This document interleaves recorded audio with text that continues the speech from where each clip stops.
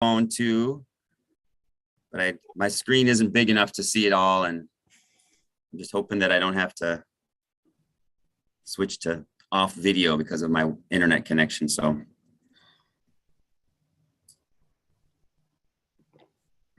we can only hope you disappear. Mwah.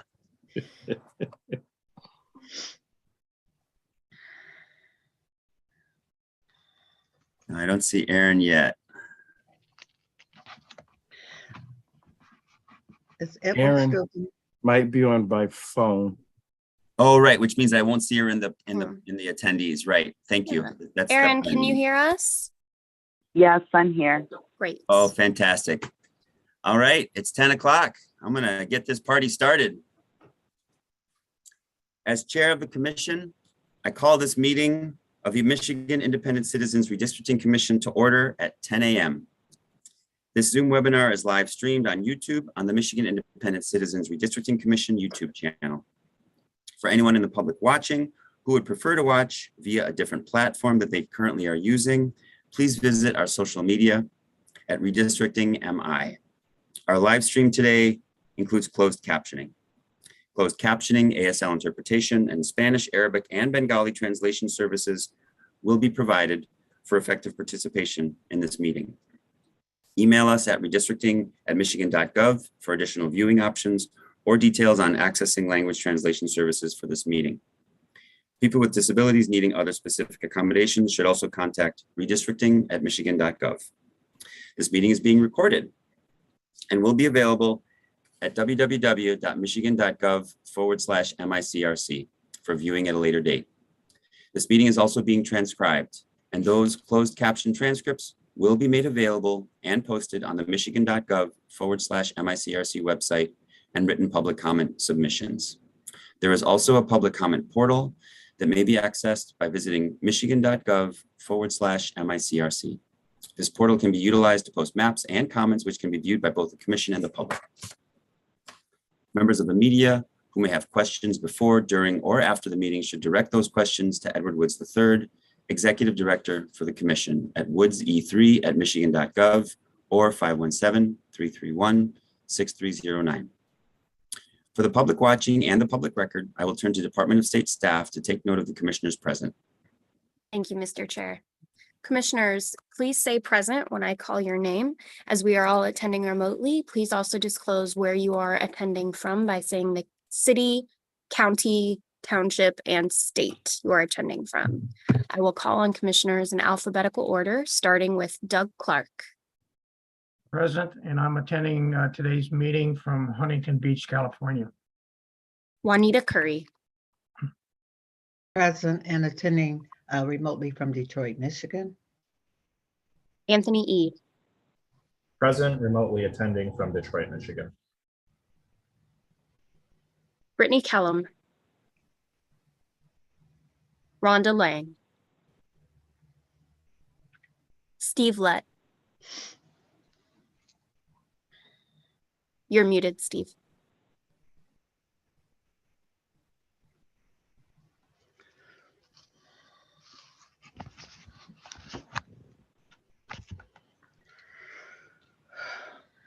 I don't think we heard you, Steve. Can you repeat it?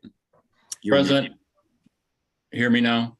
Yes. Present, attending from Grand Traverse County. Cynthia Orton. Present, attending from Battle Creek, Michigan. MC Rothorn. Present, attending from East Lansing, Michigan. Rebecca Satella. Sorry, present, attending from Wayne County, Michigan. Janice Follett. Present, attending from Highland Township, Michigan. Aaron Wagner. Present, attending from Eaton Township, Eaton County, Michigan. Richard Weiss. Present, attending from remotely from Saginaw Township, Saginaw, Michigan. Dustin Witches.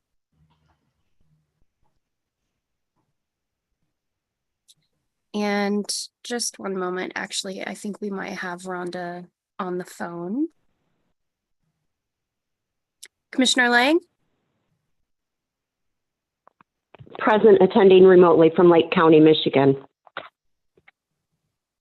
Thank you. 11 commissioners are present and there is a quorum. Thank you, Ms. Reinhardt. And welcome back, commissioners.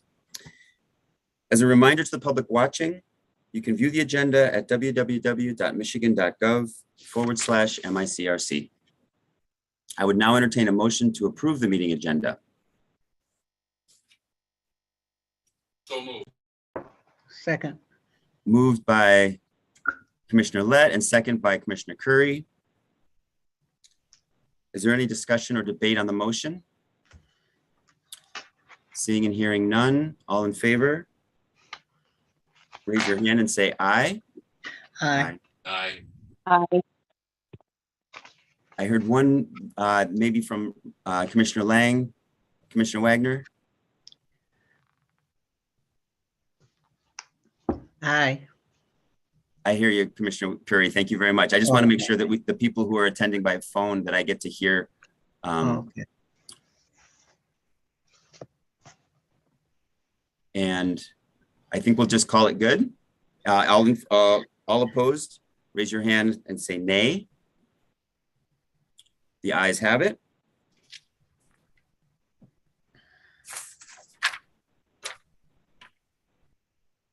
Without objection, so thank you.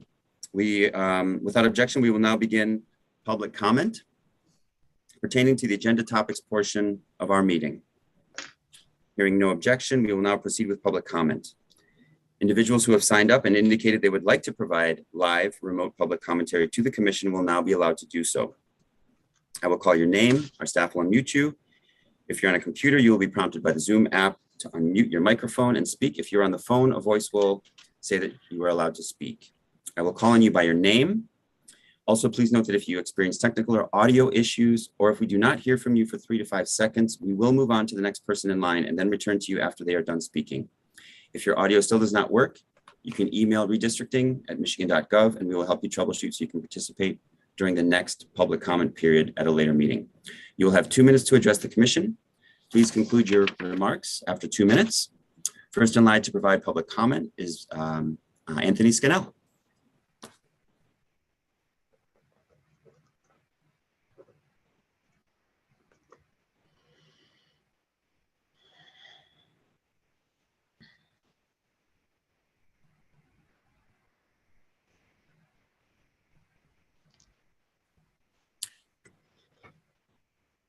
Mr. Scannell?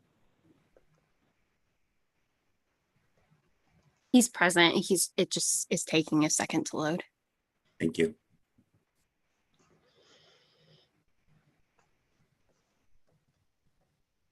Thank you very much. Sorry for the delay there.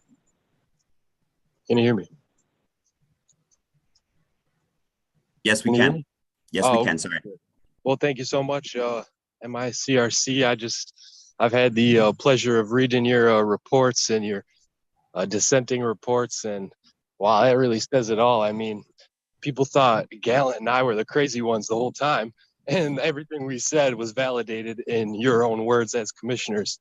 So, you know, I know you guys are getting a lot of praise in the media, and that's good, but I don't know. I don't think this process really worked out well for our state. I hope you can remember that for 10 years from now to try to improve the process. And I obviously don't think it gave us very good maps, but that's water under the bridge at this point.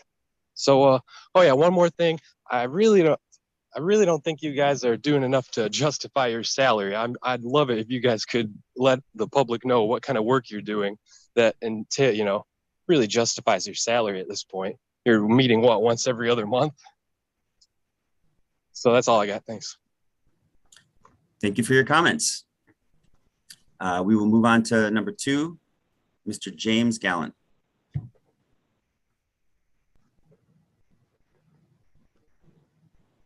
Hello, this is James Gallant, Marquette County Suicide Prevention Coalition. These are my opinions.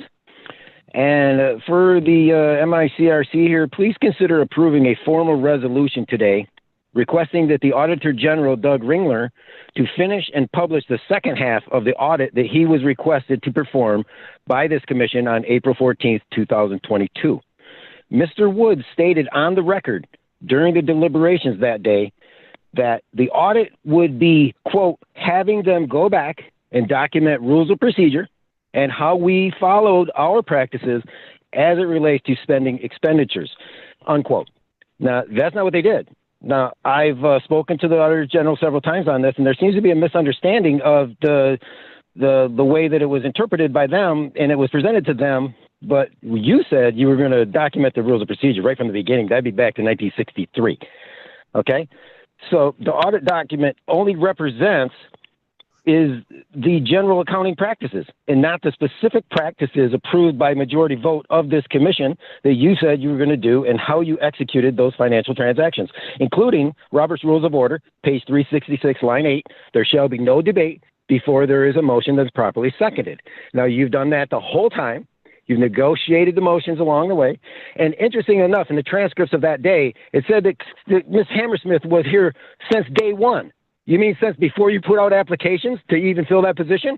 She was here from day one? I knew that because she had no governmental experience, all nonprofit experience in the administration, and she ran this like a nonprofit corporation, not like a governmental entity like it should have been. And Mr. Ringler is responsible now to do that audit, that performance audit. There's two sides. You go to their website, there's a financial audit, and there's a performance audit. He didn't do the performance audit because apparently the second or third hand information when he said that you gave permission to the CEO to request that audit. So how did he request it? We need to get the emails and the document that Thank you for your comments.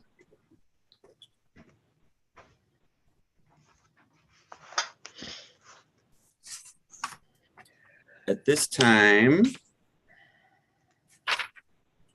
that concludes our public comment. Please feel free to email public comments to the commission at redistricting@michigan.gov. We appreciate everyone who offers public comment in whatever way you choose and invite you to keep sharing your thoughts, especially if you'd like to share ways that the MIC processes or procedures have been good or could be more effective. Next on our agenda is unfinished business. Agenda item 5A. I believe we're just going to do the lessons learned report. Is that accurate, Executive Director? That is accurate. We're just doing the lessons learned report for today. Very good. Without objection, I will ask you to proceed. Hearing no objection, please do so, Mr. Woods. Thank you. I'm going to share my screen.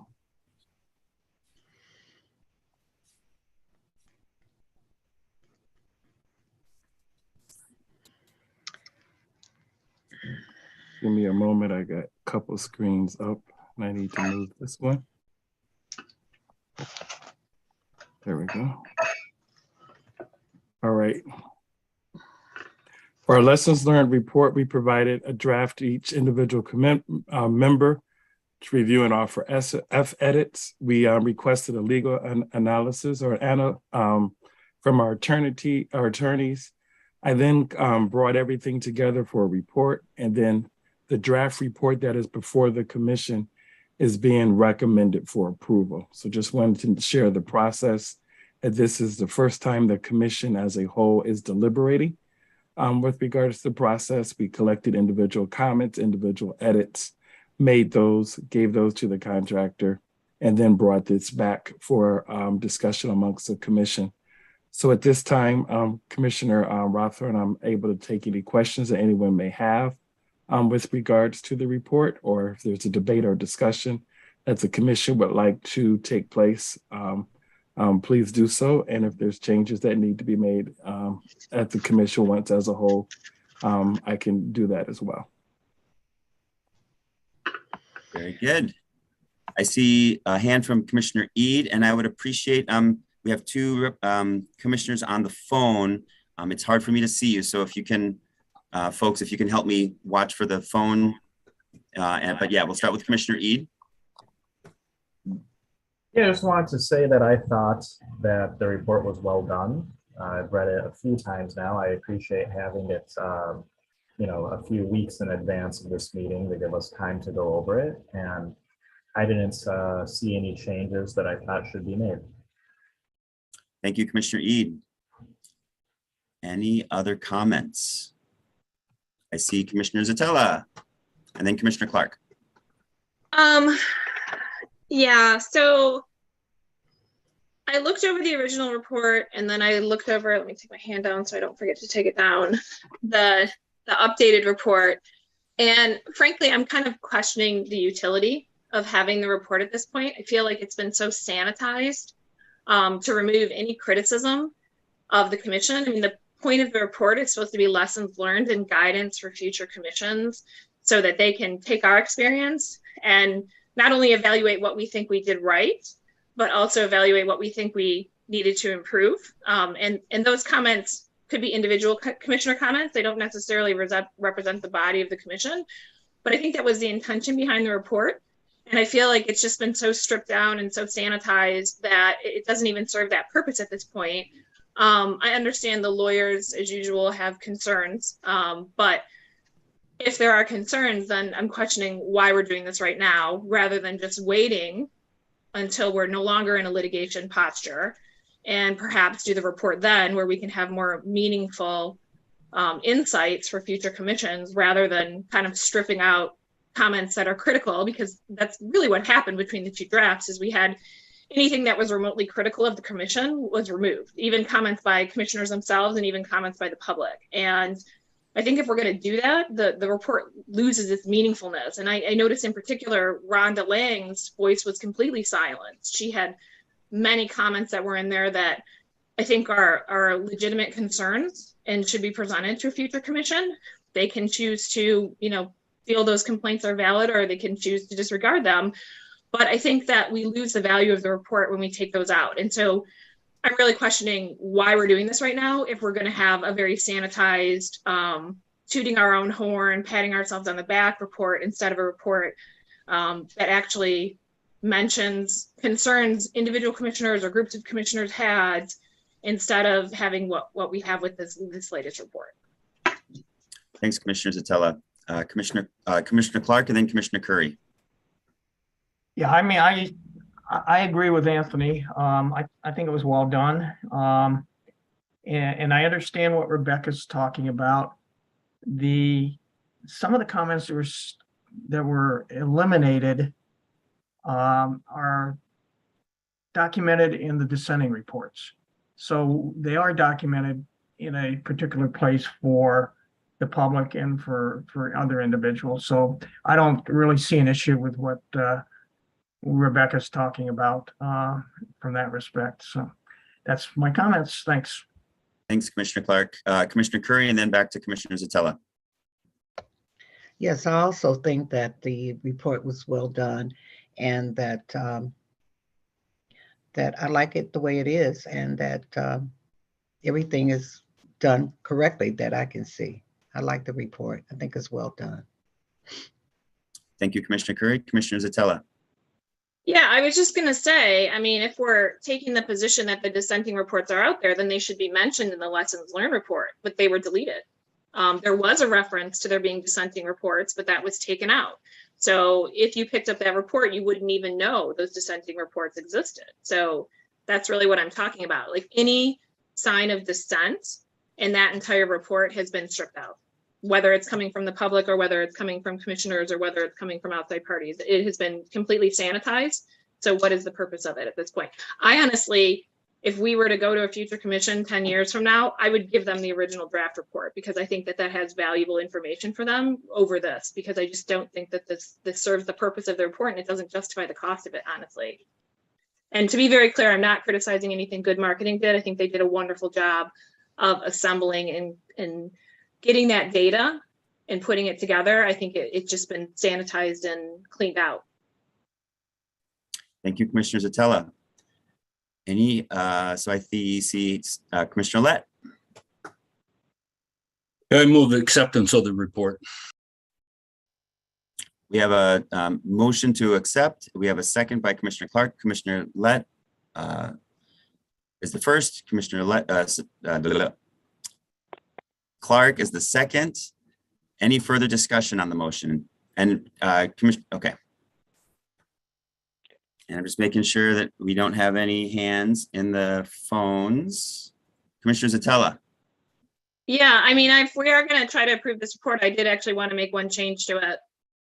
I want to take out the comment about the VRA that was included on the last page, where it's a quote attributed to me.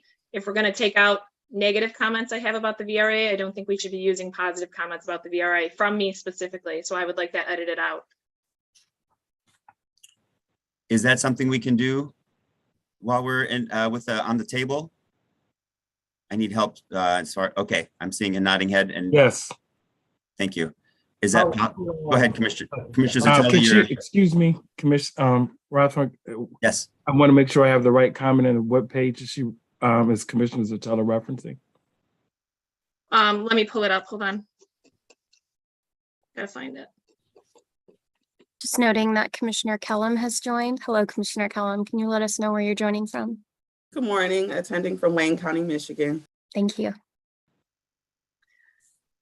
So on the last page, it starts with Zotella said, while she believes the approved maps, and then it ends with a quote, and then Zotella said, like those two paragraphs I would want taken out.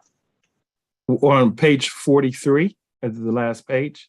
I think it's 41. Yeah, I'm looking at a red line copy, so, Yep, I've got it printed here, Edward, and excuse me, Director Woods, and I see at the very top, it said Zotella said while she believes the approved maps are in agreement with the Voting Rights Act. That one, Commissioner Zotella? Yep, and then the sentence after it where it's a direct quote.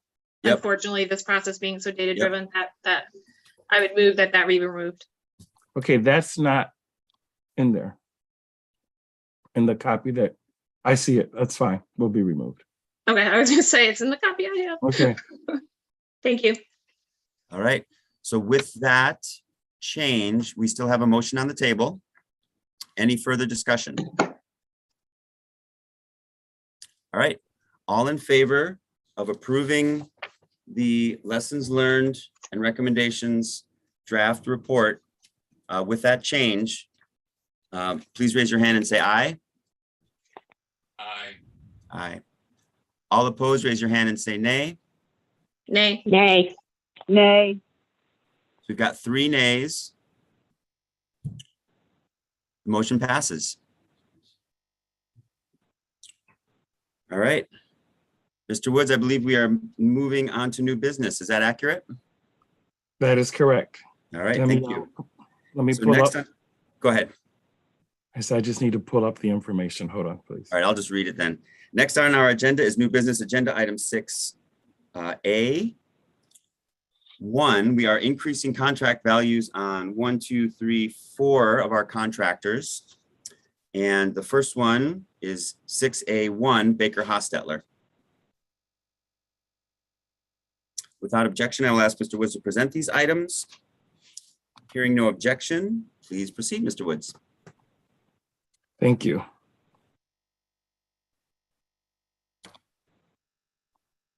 Are you able to see my screen? If you can nod your head.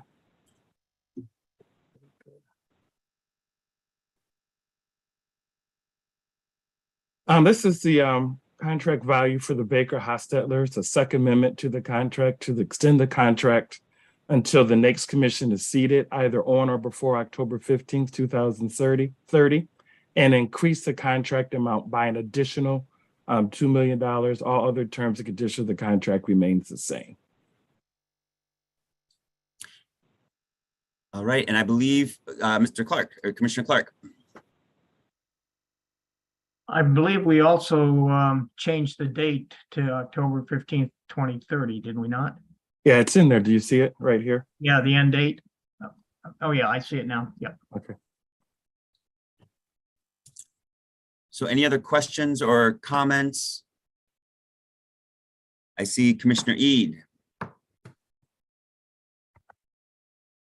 So I guess my question is, what brought forth needing to extend them for such a long period? I think Baker Hostetler has done an amazing job for us thus far, and would like to continue working with them, but extending them till 2030, essentially this would keep them on retainer until 2030 for the cost of $2 million. Is there anything that brought this up specifically, or is this more of a just in case there's pending litigation in the future type of scenario? Commissioner Lett, as our legal liaison, do you want to take that, or should I let Mr. Woods take it? No, I didn't take it. The discussion simply is just in case, Anthony.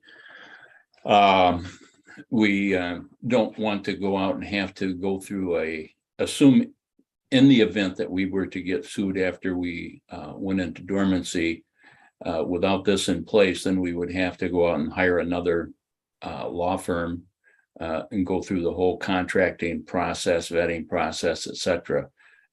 Certainly they're not on retainer for $2 million. The contract just goes up to that. They have to bill just like they're doing now, and carries it through October 15th, 2030, which is the next commission incarceration date. That's probably not how we should revert to ourselves, but so that you're correct. It's just in case. Thank you, Mr. Lett. Anything to add, Director Woods? Yeah, we're a little bit short, Commissioner Eid, with regards to the money that we have available for them. And so we also have to increase the contract value because the original contract was for $1 million. And so we have to make sure that we can actually pay what we owe. And that's also something that we need to, that's another reason why we're increasing the contract value. And is that accurate, Director Woods, that we're doing that for each of these next 4 because of, yeah. We want to make sure we have additional money, but the most critical one is Baker Hostetler. Very good. Commissioner Eid. So would I be right to assume in that case that if this money is not billed, if like first probably won't happen, but if we don't get future lawsuits in the future, that $2 million won't be incurred? That would be correct. They're not, we don't have them on a flat rate. They're on an hourly rate. So unless they're doing work and billing us, they're not getting paid. And this $2 million contract amount, we would have to go back to the legislature at some point in time if we get sued down the line and get an appropriation in order to pay them anyway. All right, thank you. Any other questions? I think we do need a motion. This is actionable. Commissioner Clark? Yeah, I'd like to put forth a motion that we approve this extension and as written and discussed. Thanks. Second. Thank you, Mr. Clark, and second by Commissioner Lett. All in favor, raise your hand and say aye. Aye. Aye. All opposed, say raise your hand and say nay. Nay. That was Commissioner Wagner Nay. and Commissioner Lang. All right. The ayes have it. Thank you. We are moving on to the next item is 6A2, Fink Bresic. We are increasing the contract values for that contract as well. Director Woods, take it away.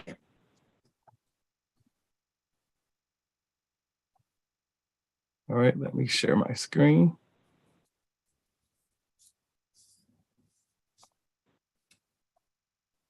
Are you able to see it? Resolved that the Michigan Independent Citizens Redistricting Commission hereby approves the third amendment for the Fink Bresic to extend the contract until the next commission is seated either on or before October 15th, 2030, and increase the contract amount by an additional $500,000. All under contract terms and conditions remain the same. All right. Any questions or comments? I see Commissioner Ead's hand.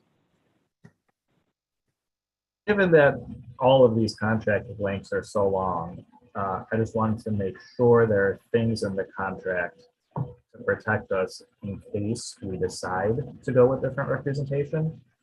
Are there things in the contract to guarantee that? Yes. Commissioner Zattel, I see your hand. Yeah, I was just going to say we can always terminate contracts in the future. This is just locking in who we currently have in place, but that doesn't mean we can't change it in the future. It's a contract that can be changed at any time. Thank you, Commissioner Zatella. Any other questions or comments? All right, this is also actionable. Commissioner Clark, Yeah, I'll put forward a motion that we approve this contract as written. Second. Commissioner Lett with a second. All in favor of, excuse me, is there any further discussion on this motion? Hearing none. Oh, yep, go ahead, Commissioner Wagner or Lang. I just coughed. Oh, sorry. Sorry. All right. All in favor of this motion to approve the Think Bressett contract limits as presented, please raise your hand and say aye. Aye. Aye. All opposed, raise your hand and say nay. Nay. Okay, we have 2 nays. The motion is approved. Thank you. We are moving on to 6A3, election data services, to increase the contract value for them. Mr. Woods.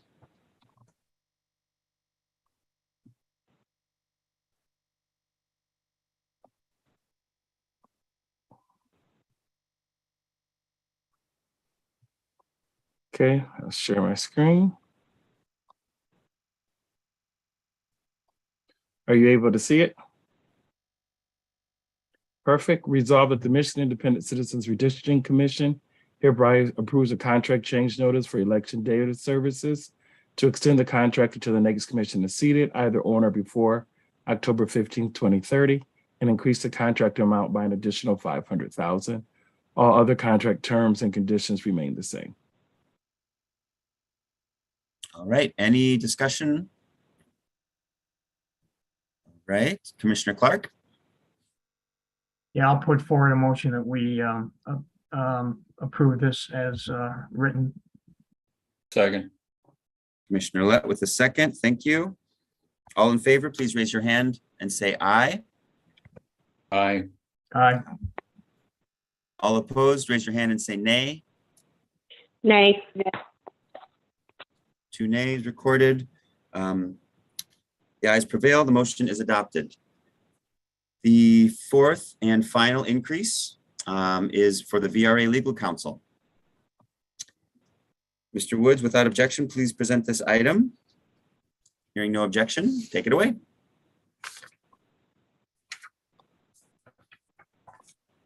Are you able to see my screen? Perfect. Resolved that the MICRC approves a contract change notice for Federal Compliance Consulting, who does our VRA counsel, to extend the contract until the next commission is seated, either on or before October 15th, 2030, and increase the amount by additional $150,000. All other contract terms and conditions remain the same. All right. Thank you, Mr. Woods. Commissioner Clark. Yeah, I'll put forward a motion that we accept this and as written. Second. And second with Commissioner Lett. Again, all in favor of approving as presented this increased contract value, raise your hand and say aye. Aye. Aye. All opposed, raise your hand and say nay. Nay. Nay. 2 nays recorded. The ayes prevail and the motion is adopted. Okay, we are moving on to new business item 6B. We have an August financial report. Without objection, I will ask Mr. Woods to present this item. Hearing no objection, please take it away, Mr. Woods.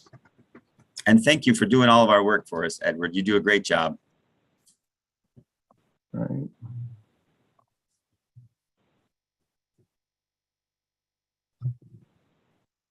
Hold on just a minute. Just trying to get this set up so I can share it with you.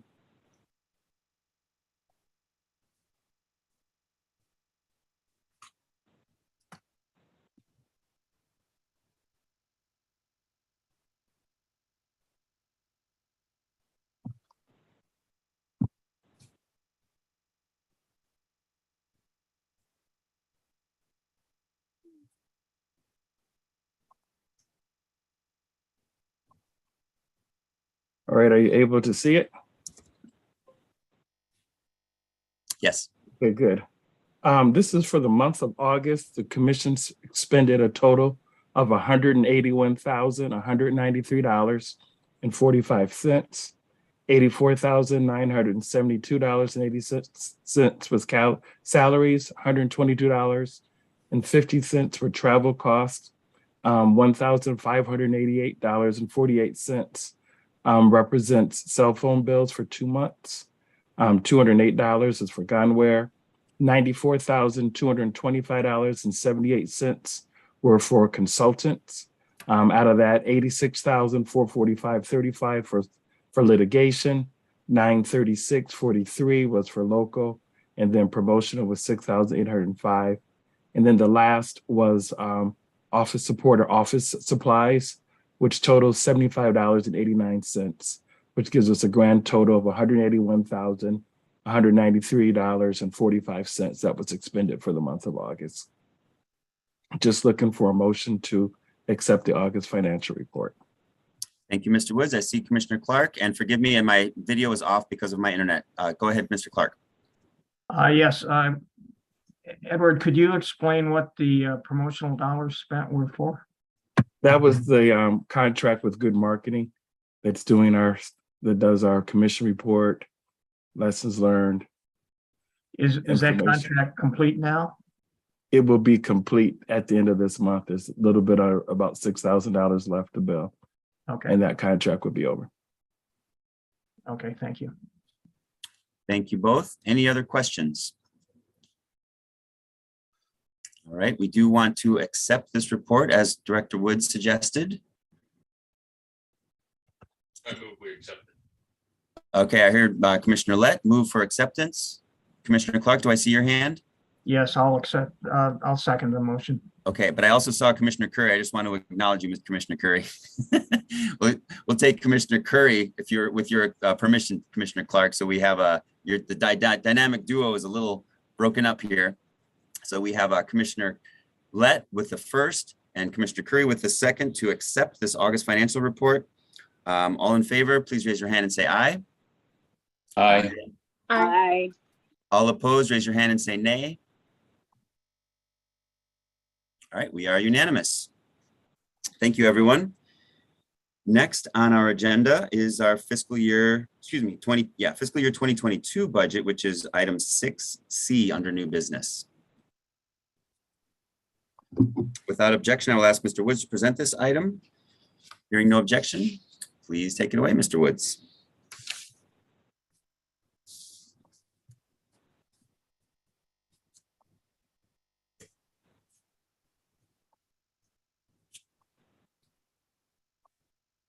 Is everybody able to see the report? Yes. We are trying to resolve an outstanding issue. Commissioner or Director Woods, I'm sorry, I just saw Commissioner Curry raising her hand. Was that are you not able to see it, Commissioner Curry? Okay, I think we're okay. I apologize, Director Woods. Okay. We're trying to resolve it. Commissioner Tell, is your hand up? I'm sorry. Are we on 2022 or 2023? I just want to make sure. 2022. Okay. See, yep. All right. Just wanted you to know that we're still in the process of resolving this vendor issue with the AV. I did speak to the Michigan Department of Treasury last week, and they're coming back to get back with me this week. But our goal is to have that resolved. As a result, we need to increase our meetings budget to $200,000 and then we lowered the local council budget because we won't be spending all of that for this fiscal year for that difference. And so those are the changes as relates to the 22 budget. And so with regards to actually covering the meeting costs will also cover the 2 months that we're paying virtually to host our meetings with the ASL and the closed caption as well, which was additional $1,000, and then resolving this issue, hopefully with the contractor, with Treasury at the end of this fiscal year as well. So that's why you see the increase in the meetings to 200,000, and then the decrease came from the local council budget because we will not be spending that $535,440.60 by the end of this fiscal year. And just to be clear, that is at the end of this month. That is right. The fiscal year ends tomorrow. Mm-hmm. Commissioner Zatella, do you have your hand raised still?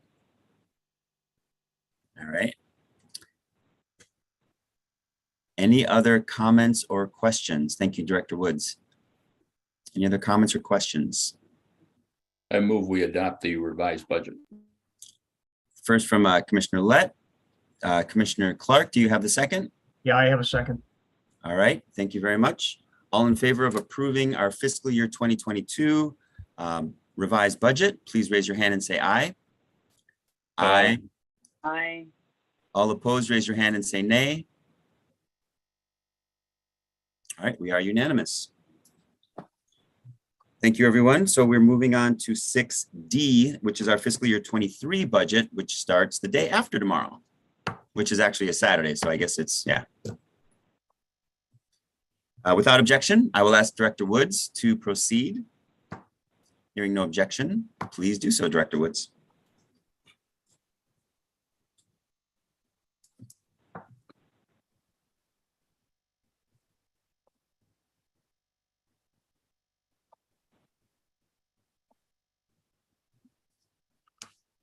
Okay, we have a couple of things happening here.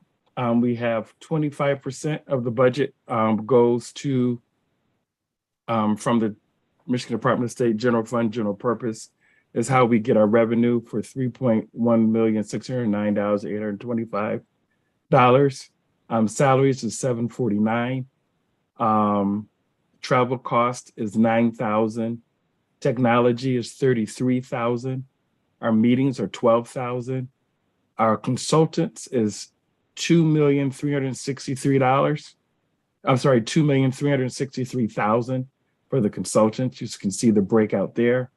There's no money for promotional, just so we're clear, $0 for promotional costs, $3,825 for postage costs. And then the total is $3,169,825. Thank you, Director Woods. And just to, I see we have lawyers on the line, but I want to acknowledge that this is the budget that was submitted for to our legislative body and the in August, correct? Yes, the same numbers were submitted in August. Yep. So this is what we approved in August. Is that also accurate? That is correct. Okay. Do we need to do anything further today? Meaning it's already approved. Is this sort of advisory or is this something that we need? Yeah, I see. Yeah, is this advisory at this point, or do we just need to make sure that we're good to go with the current budget as presented? Well, it's advisory, but it also, we also have some things that the attorneys need to discuss with regards to the budget, with regards to encumbrances and with regards to the commission not being included in the budget supplemental. I do need to state that I have been in contact with State Budget Office, and they are willing to meet with us next week with regards to that. But there's a dispute as to whether or not the commission can have encumbrances in terms of the money that we do not spend this year, whether or not we're able to use it. And that's why our attorneys, Commissioner Rothhorn, are on today with regards to providing legal counsel and advice on this. Since we found out yesterday that we were not included in the fiscal year 23 budget process. Understood. So I'll just treat this item as a discussion item, and yeah, who needs the floor? What do we do next? Well, I think we need to hear from our attorneys first, and then the commission will need to have a discussion on how we need to move forward. So if it's okay with you, can we turn it over to our legal counsel, Mr. David and Mr. Nate Fink? Yes, please. Mr. Fink? Thank you. I'm not certain what you need from us today, but I will simply frame what I understand the problem to be right now, because in some respects, it's actually fairly clear. Apparently, there has been some belief, perhaps by folks at Management and Budget, that unused funds from fiscal year 2022 can somehow be encumbered and therefore carried over to work done in fiscal year 2023. I don't see it that way, and I want to be a little bit more specific.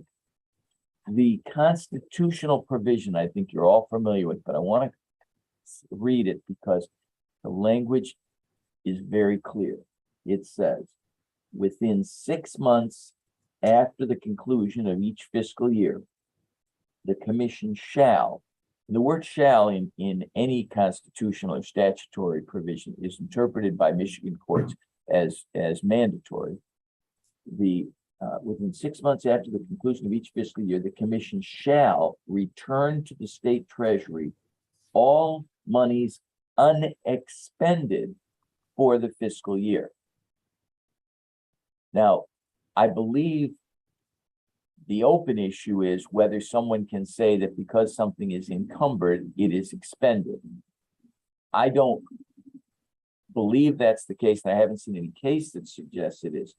The Management and Budget Act defines expenditure as charges incurred for work performed, supplies and materials delivered. Again, this is with the past tense, delivered, services rendered, and grants and debt service due, whether or not payment has been made. So if work is done for the commission this week, if services are provided, if goods are delivered this week, that's still in this fiscal year. And even if it takes you almost 6 months to pay it, you've got 6 months to finish up the funds, to use the funds that you have. But if services are rendered next week, in other words, in the next fiscal year, I don't see that as an expenditure. And so I don't believe that those funds are, that payments next week for services rendered next week can be treated as something expended during this fiscal year. So that's helpful. Okay, thank you. Thank you, Mr. Fink. Yeah, that's very helpful. I do wonder, because we, Director Woods also said something along the lines of, well, we may not actually have money to spend next fiscal year, right, in fiscal year 2023. And so I think I don't know if you can advise on that. Like, how do we continue operations? How do we, we have an executive director that needs to be paid, right, to continue doing our work. And if we don't have a budget that's been approved, what's our legal, do we need to start suing, right, tomorrow, because it's the last time that we actually have money to actually engage in a lawsuit? Or yeah, how does that work? Well, contrary to our reputation as attorneys, I don't think we should rush to court. I think and the advice that I gave Mr. Woods last night was, I really think we have to reach out to, or we should reach out to the management and budget and talk to the budget director about how they perceive that this should be handled. We should have been in the supplemental or in the original budget. I'm very surprised that we are not, frankly. I think everybody was surprised this week when the supplemental went through and it didn't include anything. So I think we need to reach out to the state and ask them how they want to handle it, how they intend to handle it. The Constitution doesn't make it voluntary. The legislature has to provide you resources to defend the plans. How are you going to defend the plans if you can't operate as a commission? Okay. Thank you, Commissioner or Director. Thank you, Mr. Any of those titles. I'll take any of those titles. I appreciate you. Thank you. And I see Commissioner Zatella's hand. Yeah, just spitballing here. So I agree with Mr. Fink that the Constitution is very clear that the legislature has to fund us. It's not optional, and that was very intentionally written that way to prevent us from being retaliated against by cutting off funds and preventing us from doing our work. And the interesting thing is the legislature has repeatedly acknowledged that. So going with the concept of assuming positive intent, I think we should assume this was an oversight and not some intentional plan to, choke off funds to the commission and follow through with the budget plan that Mr. Fink just mentioned, going back and asking them how they're going to handle it, because the reality is we are required to have our funds covered, and we are still in a litigation posture, which means the commission is still active under the Constitution. So we do need to have those funds so that people get paid, particularly our executive director. The other alternative, something that I just thought about based on what Mr. Fink just said, but I don't know that this would be ideal from an optics perspective, is that we do have this additional, I think, $1 million sitting around that has not technically been spent yet. We do have the discretion to set our own salaries and set the salaries for Commissioner Woods. I always promote you, Edward. Executive Director Woods. Is there any way we could consider possibly increasing salaries for one day to maybe cover the next month or through the term of the election, so that we treat one day's work as equivalent to a month, and that we will then end up having those expenses incurred in September in the current budget, and therefore, allow us to get that float period up to the election day, which is when my understanding of when the legislature comes back. Would that be something we would consider doing to make sure that we don't have people who are working for us having their funds interrupted in a way that's very disruptive for their families? Yeah. Thank you, Commissioner Zatella. That is exactly what I'm hoping we can, as a commission today, wrestle with, right? Because I am concerned that Director Woods, we are Director Woods's employer, and we don't have money to pay starting Saturday. Legally, or legislatively, governmentally, right? We don't have money. And I don't think what Commissioner Zatella just suggested is actually a legal question. It does have to do with how we may want to proceed, right? To sort of help Director Woods have assurance that there is, money going forward. And I'll just try to summarize, right? We also have discussed the idea that there's a good faith effort, right? That it may have been an oversight and that we are, right, potentially, going to be funded. Director Woods. Yeah, we do have a meeting scheduled with the State Budget Office for next week. We did get an email this morning that they're willing to sit down with us. So I just want that to be clear on the record.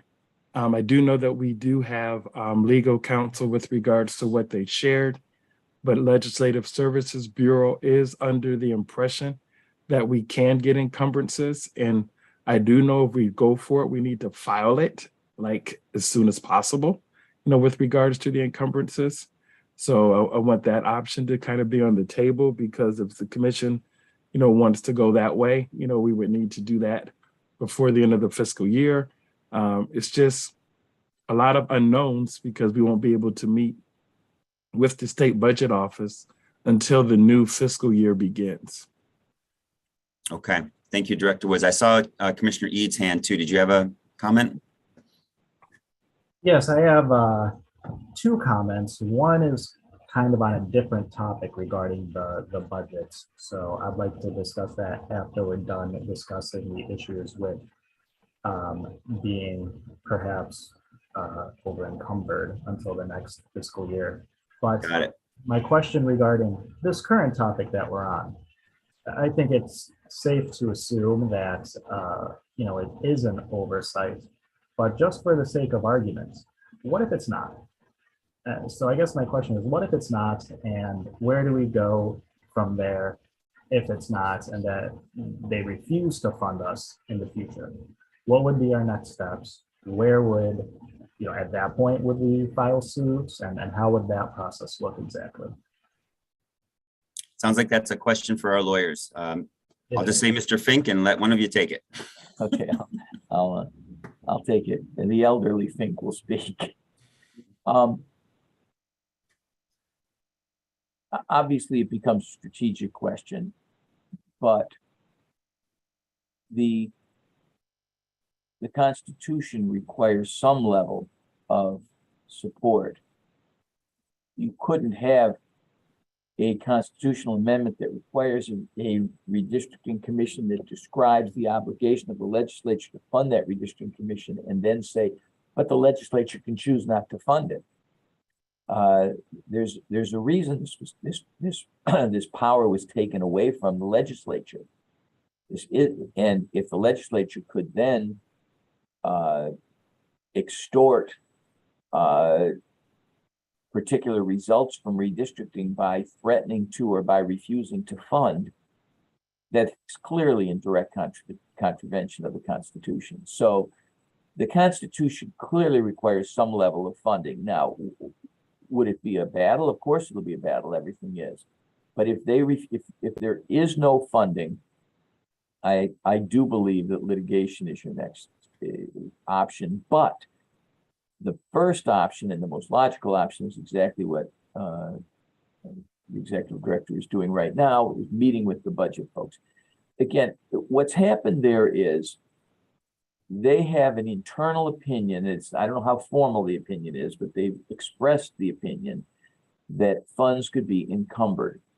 But the Management and Budget Act defines encumbrances as an encumbrance is defined as a commitment related to unperformed contracts for goods and services, which is recognized as a reservation of fund balance. But expenditure means charges incurred for work that has been performed, supplies and materials that have been delivered, and services that have been rendered.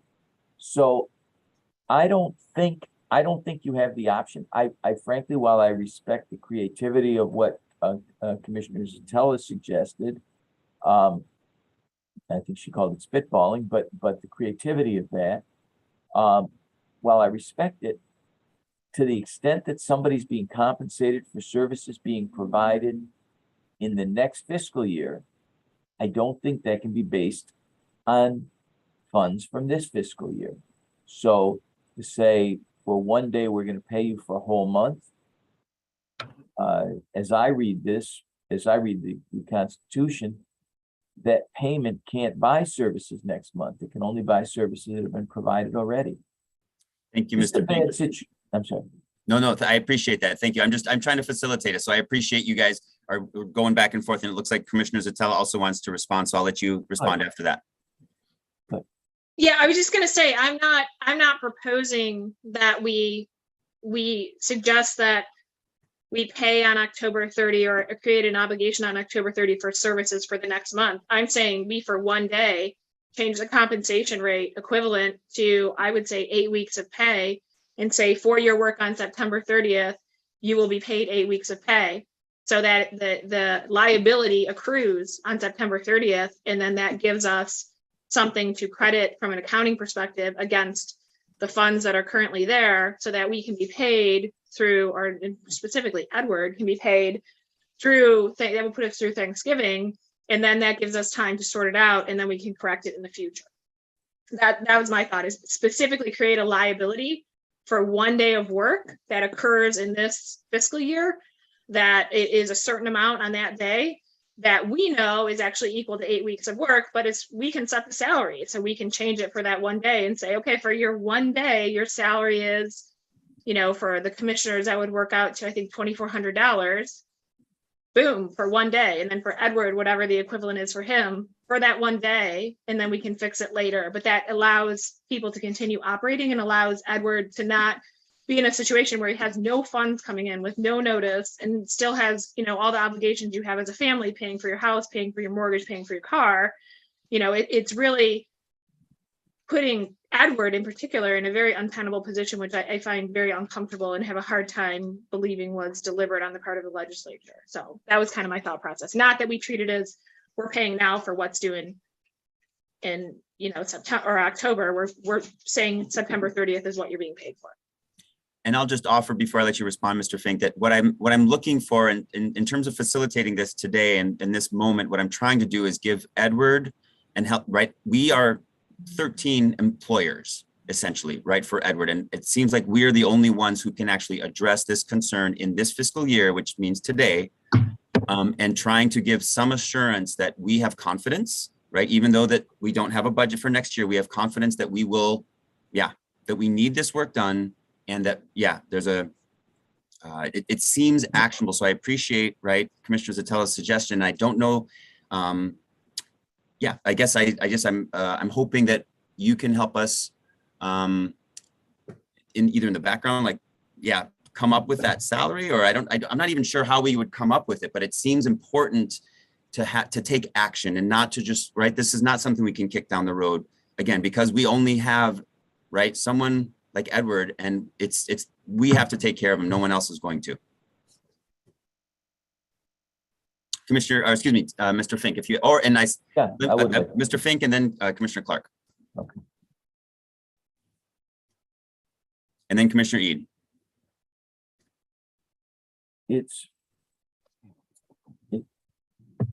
I'm going to digress for a moment. There's a question that's posed philosophically. It's what happens when an unstoppable force encounters an immovable object. And the answer is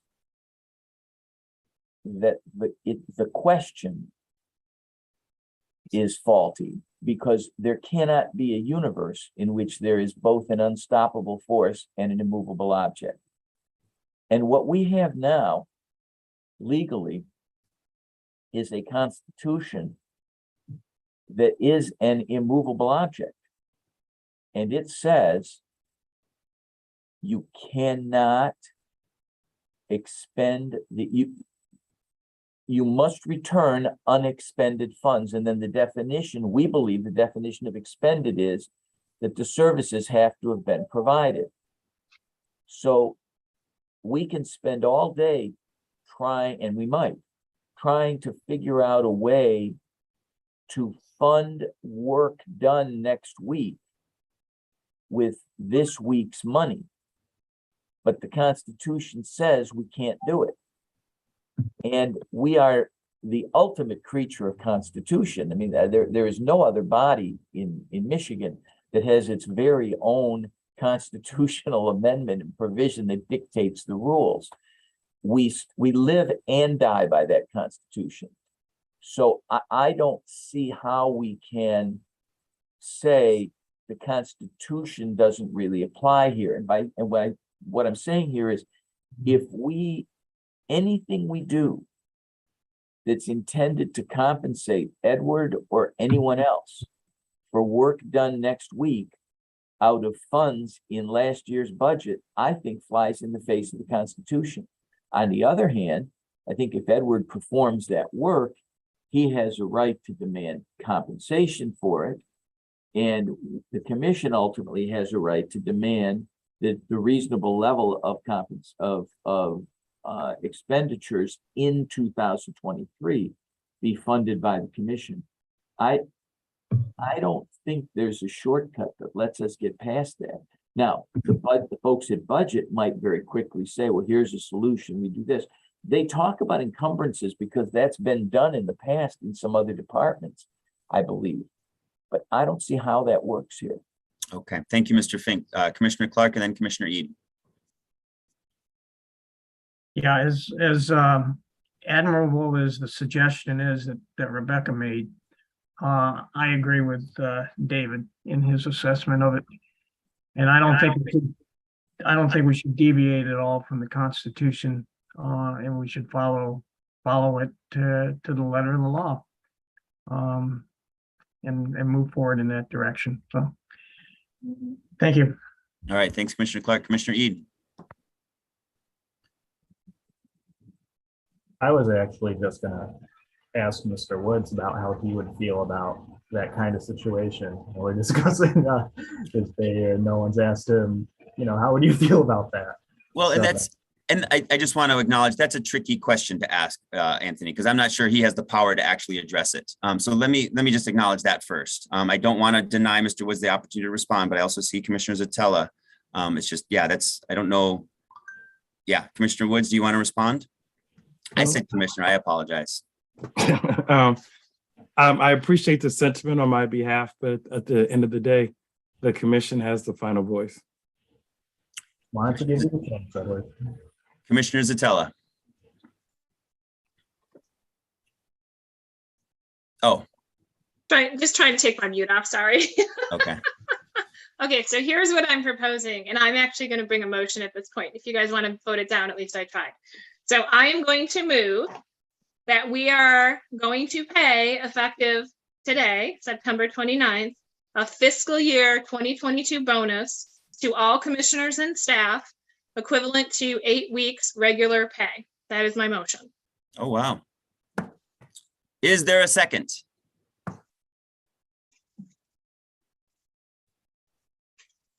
I see Commissioners Kellum. Is that a hand? Is that a second? All right, thank you. All right, so we have a motion on the table to provide 8 weeks bonus, a bonus of 8 weeks compensation to all commissioners and staff. Is that accurate, Commissioner Zatella? Yes, so 8 weeks, equivalent to 8 weeks weekly pay as a fiscal year 2022 bonus to commissioners and staff to be payable today, September 29th, 2022, or accrued today, September 29th, 2022. And to make it clear, this is a bonus related to work performed in 2022. It has nothing to do with work for the next fiscal year. Thank you, Commissioner Zatella. I see Commissioner Lett first and Can then Mr. Pink. Oh, and then was that Commissioner Lang? It is. Okay, so you'll be on the stack. So we've got Commissioner Lett, Mr. Fink, and then Commissioner Lang. Yeah, I am not in favor of this motion as much as I like to get bonuses and like to get everybody paid. I would rank this right up there with the closed session that we did that looked so bad. This is not going to go down well. There's really no justification for it, as much as we would like to see Edward get paid. There is certainly some precedent in the government shutdowns with people who are in fact not working getting paid once the government funds the budget and goes back and pays retroactively. So that certainly would be what we would anticipate would happen in this instance if something is not worked out next week. So I would be against this motion. Thank you, Commissioner Lett. Mr. Fink, then we're going to have Commissioner Lang and then Commissioner Clark.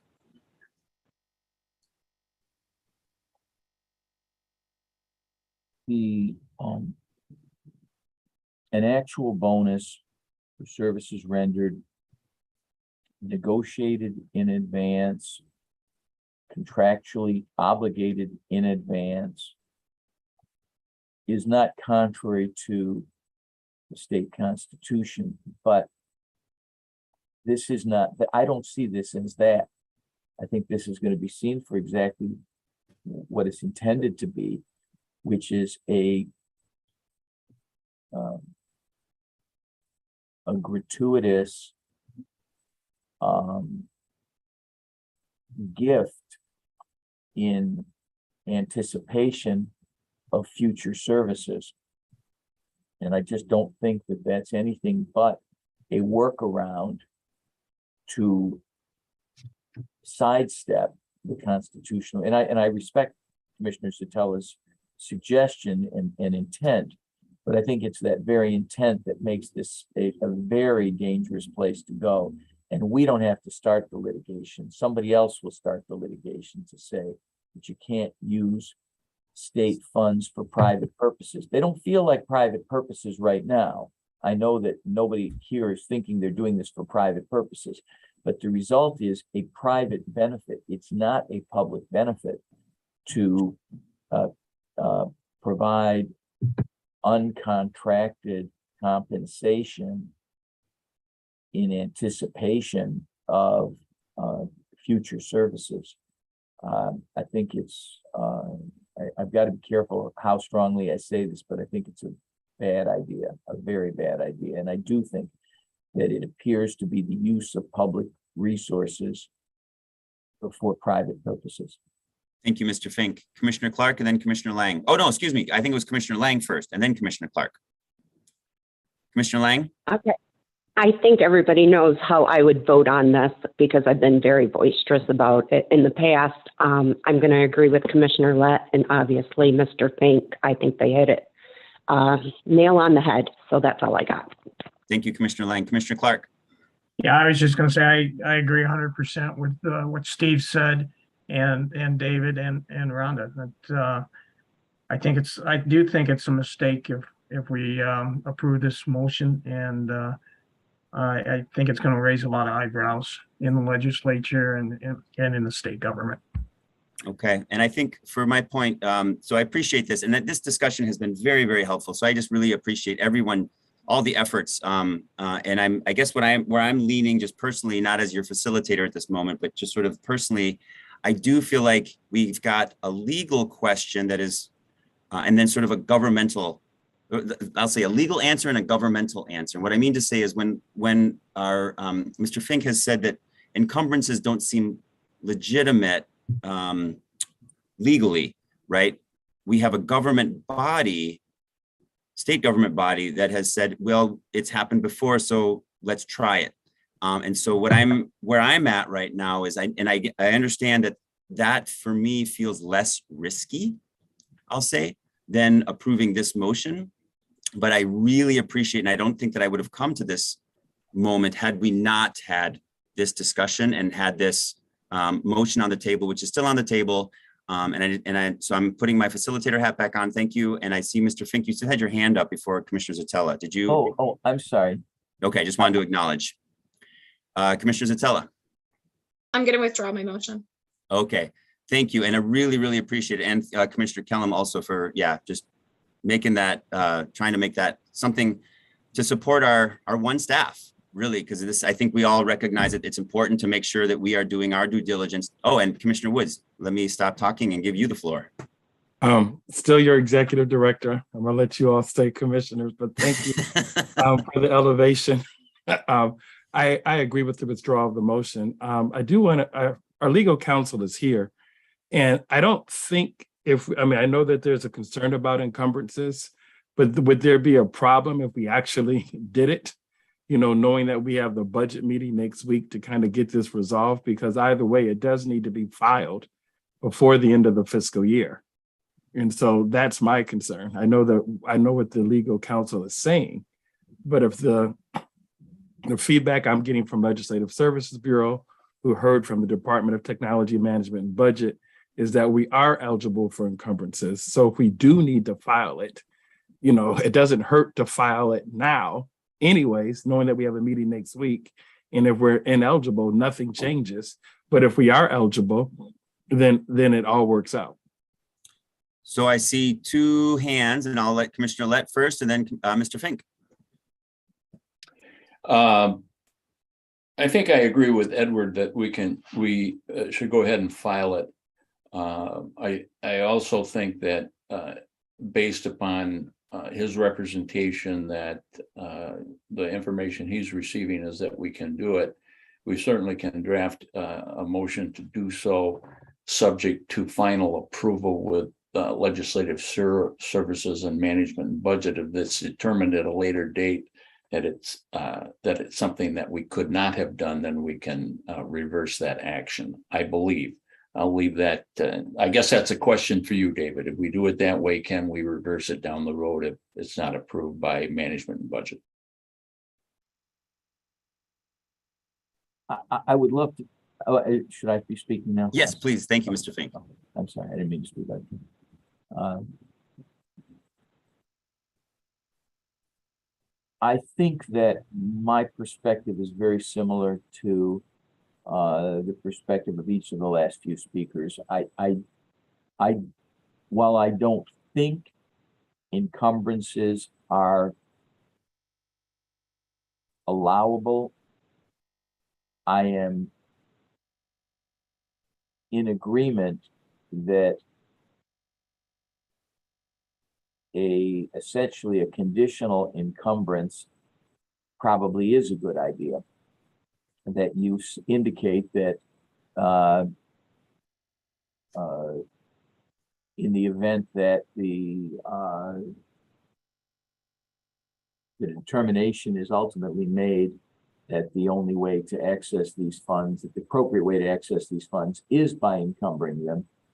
Well, you have to do it during this fiscal year, so go ahead and encumber them. with the understanding, and maybe it's a separate resolution that you really want, that we want to reach out to the state to ask them to fully fund the budget for 2023, and allowing you to then reverse the encumbrance and return all of the funds from 2022.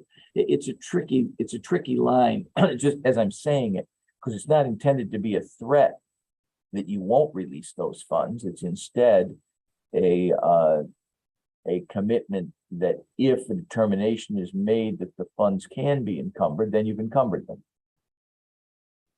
I don't think that is what the ultimate determination is likely to be, but at least it leaves you that sort of odd option. Thank you for thinking on the fly with us, Mr. Fink, about this. Really appreciate it. And I see Commissioner Lett's hand, and then it looks like Mr. Woods also wants to speak. Well, David, you were thinking along the same lines that I was as I sat here.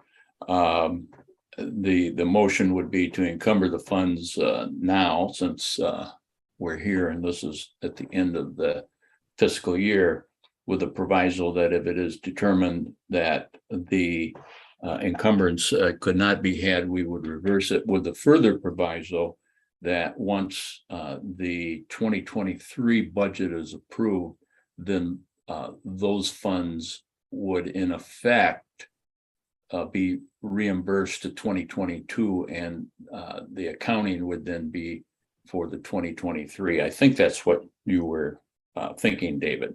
Well, let me just say this. You're close. I'm not so sure that I'm saying the funds would be returned. I don't think the funds should be I don't think the funds, let me say it differently. The funds should not be spent, even if they are encumbered, until an agreement or a legal resolution of whether you can have that encumbrance. But for today, in light of the fact that there is a little bit of uncertainty, leaving open the possibility that somebody at budget is going to be able to explain to us how they can be encumbered and treated as an expenditure, you're at least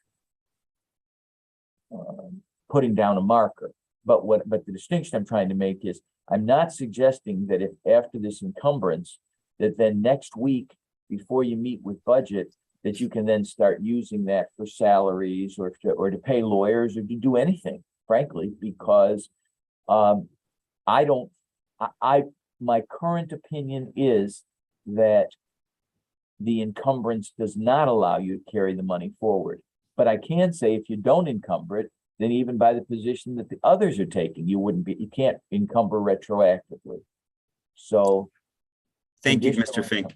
I guess it's a conditional encumbrance. Yeah, and what I'm taking away from this, again, trying to facilitate us here, is this may be an accounting question rather than a motion that we need to actually approve at this point in our meeting. Meaning, I don't know that we need to actually have a motion, right, at this point in our meeting right now to move to these funds. Is that accurate? This is an accounting question that can be, right, we can ask nope, I see some shaking heads and I see two hands. I'm not sure if Commissioner Lett, you still had your hand up from last time, or if you had a response, or should I go to Commissioner Zatella? Well, yeah, I have my hand up, but go ahead and go to Rebecca, and then I'll keep my hand up though. Sounds good. Yeah, I thought the point was that if we don't take steps to encumber it now, fiscal year ends tomorrow, then if we find out next week that, yep, we could have encumbered it, if that's what Legislative Services says, and we haven't taken steps, then it's too late at that point and we can't encumber it. So I do think we need a motion today to at least authorize Edward to make the encumbrance and put that letter out there, and we can have it subject to confirmation that it can actually be done that way. But I think if we don't do it today, then we're giving up the right to do it at all. Thank you for that clarification. That makes sense to me. Okay, I see both hands again. Should I go to Commissioner Eid, or is that you, Steve? I'm just going to second Rebecca's motion. Okay, and then we'll come back to you, Commissioner Eid. I just want to make sure that I have I want to repeat the motion. So I believe what we are doing is we have a motion on the table to encumber or allow our executive director to understand what we need to do to encumber funds for this fiscal year 2022 for this, do we need to be more specific? Just to encumber funds, period, or is it? I would say that we are authorizing him to encumber funds and continue to investigate the validity of that encumbrance, would be how I would classify it for fiscal year 2022. That For we're fiscal year- authorizing him to submit the encumbrance because it sounds like it needs to be in writing, and authorizing him to continue to follow up with the Department of State with respect to the validity of that encumbrance.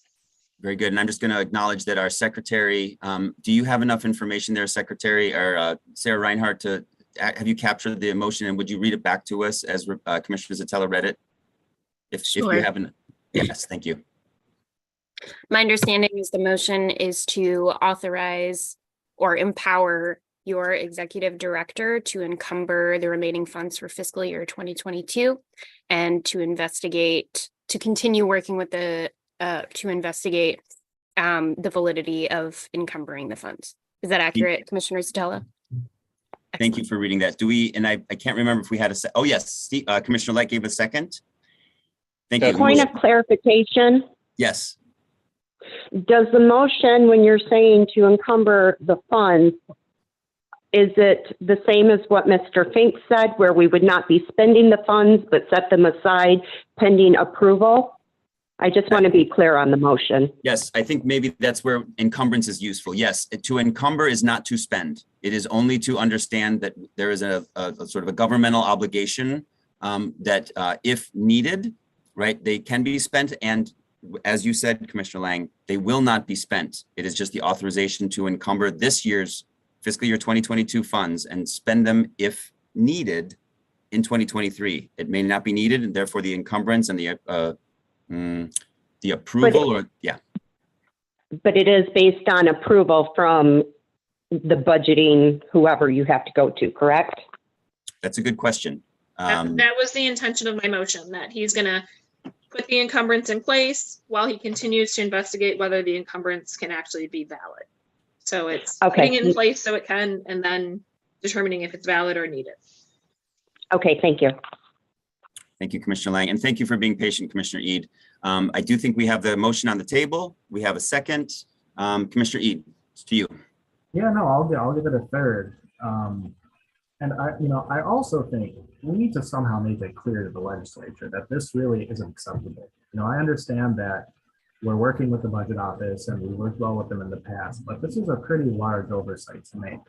I mean, they had no problem just yesterday passing over $850 million to special interests and multinational corporations with taxpayer funds, but they can't remember to fund the legislative body that created and adopted fair maps for the first time in a couple decades here. That, to me, that's not acceptable. So I think we need to make it clear while doing this motion, while I agree with it, we need to make it clear that, hey, this can't happen again. This is a big headache that, is just a waste of time and isn't necessary if everyone's doing the job that the Constitution says they have to do. Duly noted. Thank you, Commissioner Eid. That probably wasn't an oversight, Anthony. Is there any other discussion or comment on the motion? Do we need give me a verbal indication, excuse me, or do we need a roll call vote? I don't feel like we do. So I'm just going to call, okay, all in favor of this motion, raise your hand and say aye. Aye. Aye. All opposed, raise your hand and say nay. Nay. One nay. And thank you, everyone. And thank you, Mr. Woods, for hanging in there with us while we figured this out. And yeah, commissioners, really good thinking on the fly. Really appreciate the discussion and Commissioner Eid, do you still have your hand up? Do you have something? All right. Yes, cool. Actually, I do. Yeah, and it occurred to me, you said you had a second thing you wanted us to come to after we resolved this piece. So I think we're back to you, right? Yes, exactly. And that's what I'd like to discuss now. I promise I'm only gonna bring this up once, say my piece, and then be done with it, if y'all will humor me. We just saw the benefits of what having a full discussion on the issues does. And, we spent about 5 times as long speaking about this issue than we did on actually passing the budget last week. Not only did we not, take what I would call a full discussion on it, but we also didn't give commissioners the opportunity to present amendments to the budget. And if we can't have amendments, it creates a situation where, there's like a rush to make a motion, and then whoever makes that motion kind of has a structural advantage on the voting if we don't take amendments. And, in my opinion, we didn't have a full discussion on the budget issue. We didn't discuss how changing the salary, would affect inflation. We didn't, or how inflation would affect, whether we increase or reduce our salaries. We didn't consider, the measures that we've taken to be good with our funds, such as reducing staff or moving our meetings to Zoom. We didn't discuss upcoming work like, the depositions that are almost surely to take place. And, we also didn't discuss how reducing the salary of commissioners might affect who decides to serve in the future on this commission, and how, that feeling of value might affect young people and minorities in particular. So I just wanted to bring that up. I think that we might want to re-examine having that full discussion today, now that, seems like everyone's more than willing to have these discussions. Duly noted. Thank you, Commissioner Eid. I believe, so that was, I think that was a request, but I also heard you say that that was the last thing you weren't going to bring it up again. So I don't know, may I move on to the amicus brief, which is also you, which is 6E? Or yeah, I'd love to hear if anyone else has thoughts. If nobody else has thoughts on this, then I'll drop it. But, I do feel like the vote that took place last week, I see Commissioner Curry's hand. Process. Looks like Commissioner Curry has a thought. Yes, I do. My thought is because my computer was not operating perfectly, that we need to go and kind of re-examine the issue on our pay rate being lowered, because I didn't get a chance to vote on that. I was on my computer, but my computer was not up to date where I could vote. All right. So I would like to have an opportunity to vote. All right. This is where it gets challenging for me, y'all. My computer is not functioning well. I'm not on, and I see Commissioner Lett's hand, and I'm struggling. So to be honest, I need help. Commissioner Lett and then Commissioner Zatella. Well, all of Anthony, everything you've said, is fine. I don't think that when we voted on the budget, there was any prohibition against you or anybody else presenting an amendment to the budget. Furthermore, at this time, or at any time in the future, you can bring forth an amendment to amend the budget based upon whatever you feel would be appropriate. And the same goes for Juanita. The decision we made on the if we're talking about the lowering of the salary effective October 1st, that would have to be brought back before the body. That vote did take place. We voted to do that.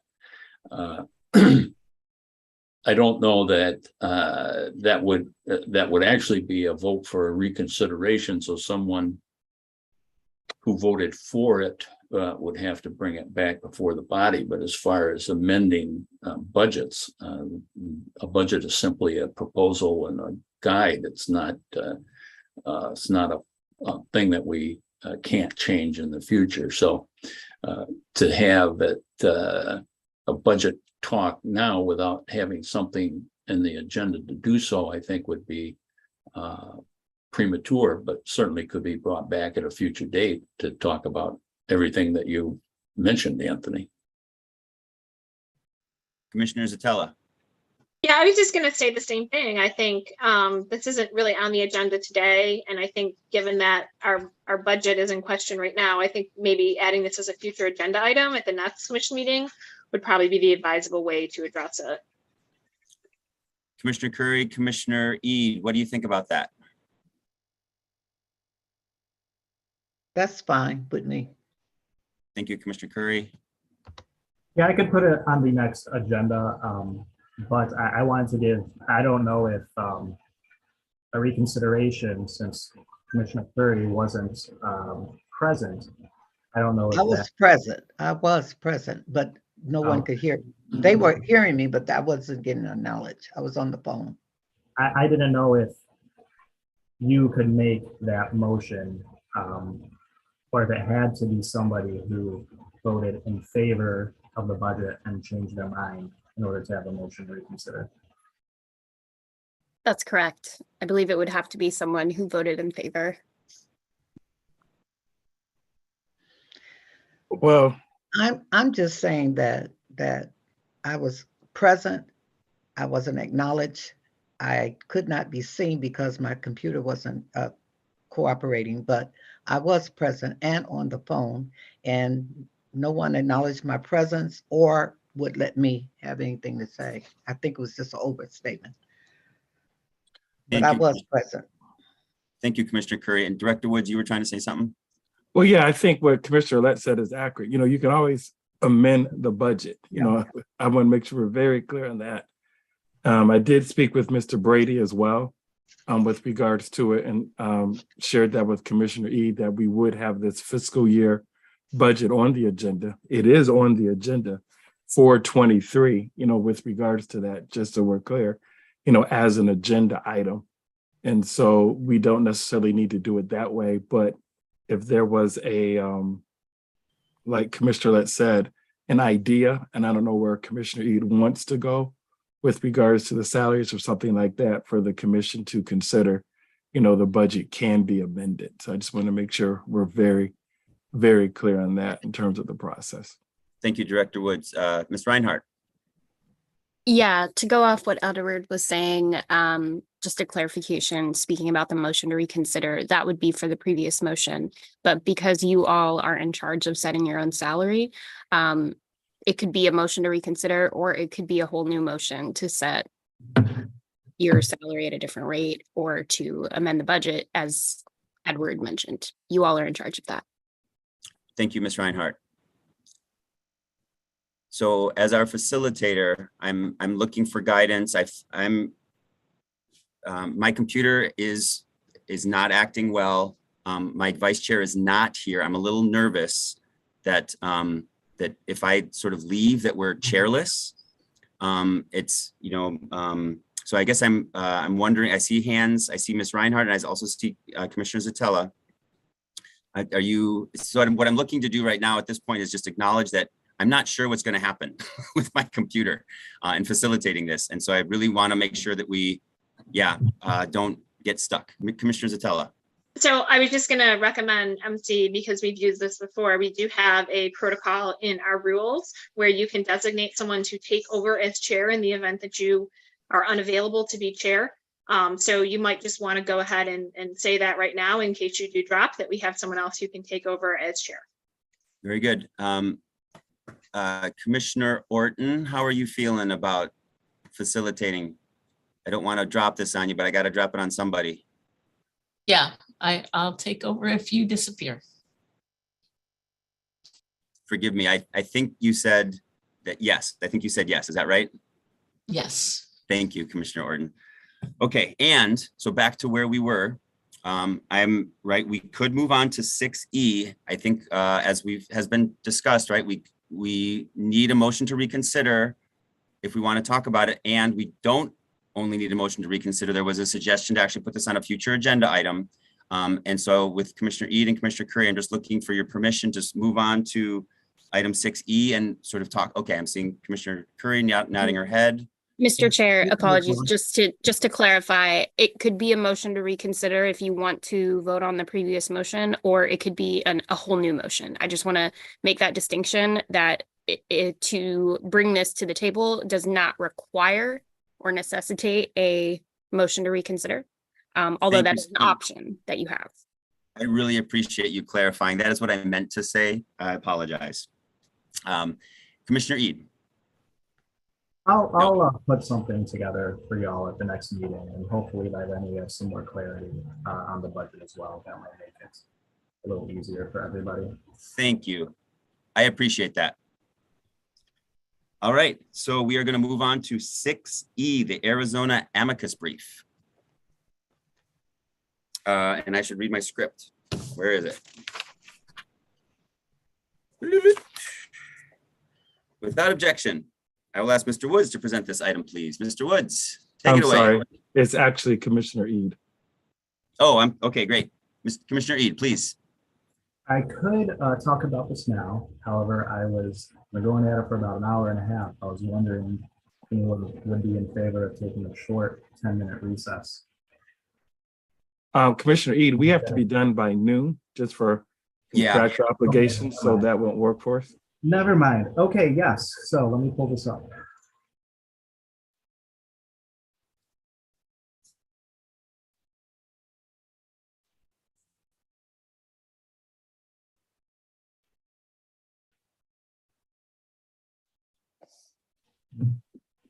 All my tabs seem to.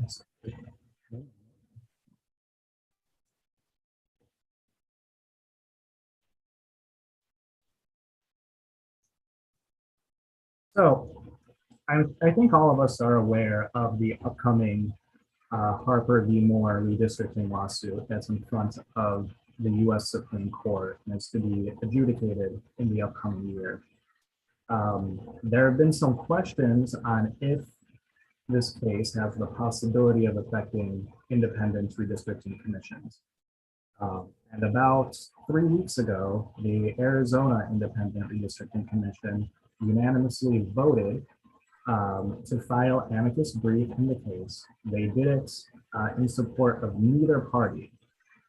And essentially, what their amicus brief says, which I went and attached to this resolution, is that, in layman's terms, hey, we're an independent legislative body, don't mess with us. So upon seeing that, I had a meeting with our legal liaisons and our lawyers to determine if we should also file amicus brief in the case, given that it does have the potential to possibly affect all independent redistricting commissions, around the country. I don't know if it will for sure or not, but I think it does have the possibility to do that. A few things came out at that meeting with our legal counsel. They recommended to not actually file something with the courts, showing our support of Arizona's amicus brief, but we might want to make a public statement that we support them. And I think this resolution would, be a good measure to do that, not only to show our colleagues in other states that we support them, but to kind of echo the opinion that we are a legislative body in the state of Michigan due to our Constitution, and that nothing that happens in this Harper v. Moore case should affect us. It also came to light in that meeting that Baker Hostetler, if we were to file an amicus brief in the case, would be conflicted out of doing it because they're representing the plaintiffs in the case. So we would either have to go through the Fink law firm or get other counsels to do it for us. But that's a long way down the road, and I'm not sure we should do that. But for today, I think a public admission that we support our colleagues from our other states on this matter would be a good one. And I think we should vote to approve it. Thank you, Commissioner Eid. I have my hand on the stack just to say that I am not against. Yeah, I think this is good language. I think you've chosen the right piece to lift up from the amicus brief, and I'm in favor of it. And I want to say too, I appreciate that this is non-binding, that it's not an amicus brief. It's actually just a public statement. Commissioner Clark. Yeah, let me direct this to Anthony. Who developed the language on this, and where do you, if approved, where do you expect to deliver it to? I wrote the language myself. I took the conclusion there from the conclusion that's in Arizona's Amicus Brief, which is attached. But aside from their conclusions, I wrote it. And I don't really expect to deliver it to anybody. I just expect it to go up on our website as a resolution, like the other ones, saying that, you know, we support our colleagues from Arizona in this matter. Okay, thank you. That's Go ahead, Commissioner. Director. Yeah, Commissioner Clark, I just think it's important to note that this has been reviewed by our attorneys as well as the Michigan Department of State. Commissioner Okay. Zatella. Yeah, I just think it's kind of unusual as a public body for us to chime in and say we support somebody else's brief. I think if we wanted to do that, we should have joined the brief in the first place.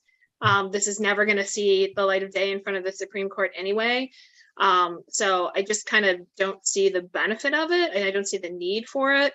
And I mean, there are some distinguishable characteristics of what they're arguing versus what we could potentially argue if we had chosen to file our own brief. So I'm not really sure it benefits us to kind of tag on to their brief in the first place. So that would be my only concern. I don't really see that it benefits us, and I'm worried down the road it could disadvantage us in some way. So I'll just, I put my hand on the stack because I was on the call that Anthony described where we had our legal liaison and the lawyers, and they, I think this is Anthony's desire. I don't think it will harm us. I think that was their opinion too, that it won't harm us. And again, my understanding from the brief in general, like we're not agreeing with the whole brief. We're just agreeing with the idea that, right, as a constitutional body, that we are, essentially saying, yeah, like we're sort of lining up with our other, they came and helped train us. So I guess I don't know that it would harm us. You could be right, Commissioner Zatella, but I guess at this point I'm not against it. So, I will lower my hand and give it to Commissioner Clark, and then Commissioner Ede. Yeah, I agree with Rebecca. And I personally will not approve it. Even though I'd like to support Arizona, I'd like to support California, given the help they've given us, but this may, in my opinion, cause us problems in the long term. Commissioner Ede. Yeah, to address what Commissioner Zatella said, I actually would originally, when I brought this issue up about 3 weeks ago, my intent was to have us file amicus brief, but after having the meeting with our lawyers and Stephen MC, I thought there wouldn't be much appetite for that on this commission. And that's when we thought that a public resolution would be better than actually going and using taxpayer money to file amicus at this point, especially given that they told us it's too late to file in support of either party. And then we would have to essentially pick a side. They said they could craft one that, picks a side but kind of toes the line. But I'm not sure if that's something we would like to do at this point. But if you think that filing amicus would be better, I actually would be for that. Commissioner Lett. Well, just to move us along, I move that we adopt the resolution. Thank you. Is there a second? I'll second it. All right, we have a first from Commissioner Lett, second from Commissioner Ede. Any further discussion or questions? All right, should we do a roll call? Yes. Roll call. Okay, let's do a roll call. Ms. Reinhardt, Secretary of State, please help us here. Absolutely, Mr. Chair. Commissioners, please state your support of the resolution or of the motion with a yes or no, the motion being to adopt the resolution. I will call on commissioners in alphabetical order, starting with Cynthia Orton.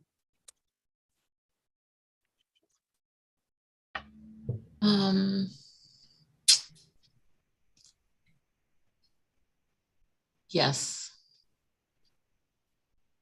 MC Rothorn. Yes. Rebecca Satella. no.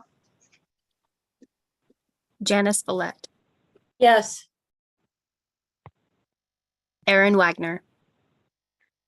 No. Richard Weiss. Yes. Doug Clark, No. Juanita Curry, Yes. Anthony Ede, Yes. Brittany Kellum, Yes. Rhonda Lang, No. Steve Lett, Yes. with a vote of 8 yes and 4 no, the motion carries. Thank you, commissioners. I'm gonna keep us moving. So we got about 15 more minutes. And I believe we are to 6F, where we are discussing the part-time executive director contract for our commission.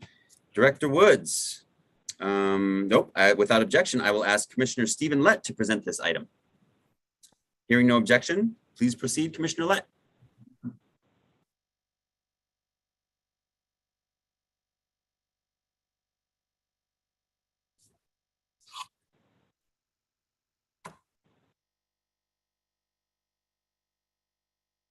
I believe you're on mute.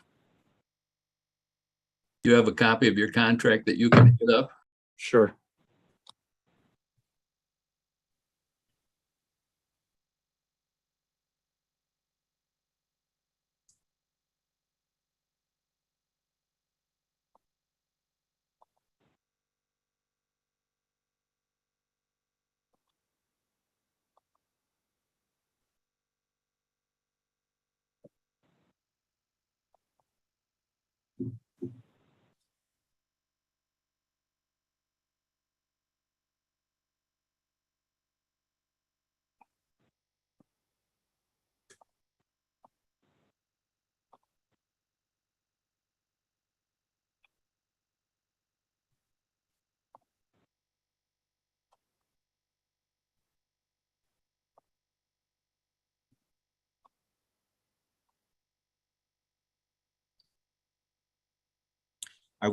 We're just waiting for the contract to come up. Is that correct, Commissioner Lett? Yeah. Let me just get it up. Okay.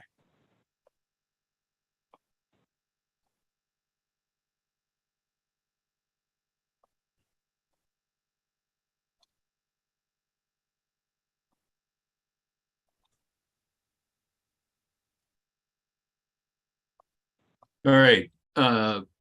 We have looked and discussed this previously, and I think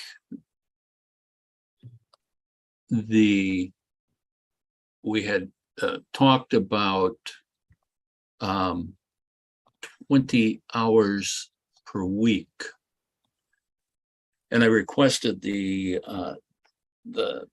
Nate Fink increase that to some method for up to 30 hours per week.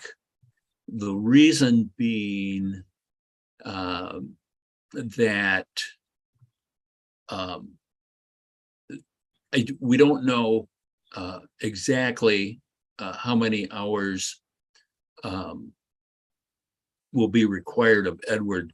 Certainly if he next week, as a for instance, may be a long week because he's meeting with legislative services and management and budget. So it's an hourly contract.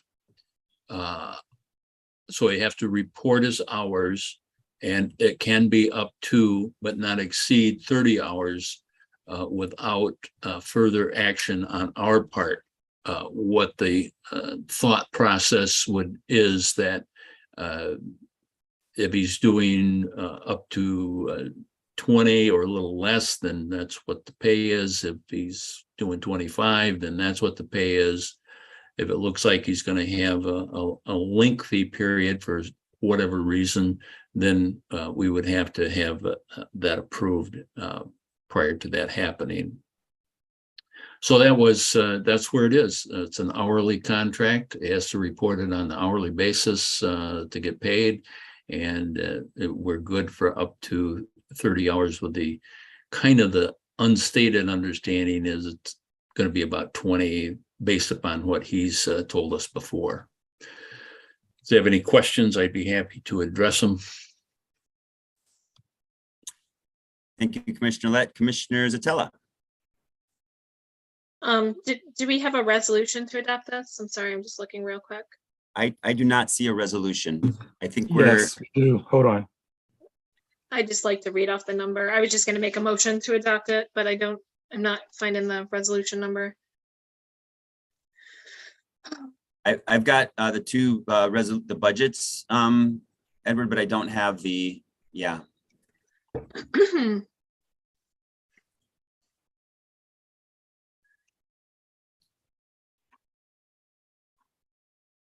I mean, if we don't have a resolution, I would just move, oh, there it is, resolution 2022-0908. I move to adopt this resolution. Second. I see a second from Commissioner Lett and from Commissioner Orton. All in favor? Excuse me, is there any discussion on this item before we vote? Hearing none, all in favor, please raise your hand and say aye. Aye. Aye. All opposed, please raise your hand and say nay. Nay. One recorded nay. The motion adopt, the resolution 2022-0908 is approved. Thank you very much. We are now moving on to 6G in our agenda, the chair and vice chair elections.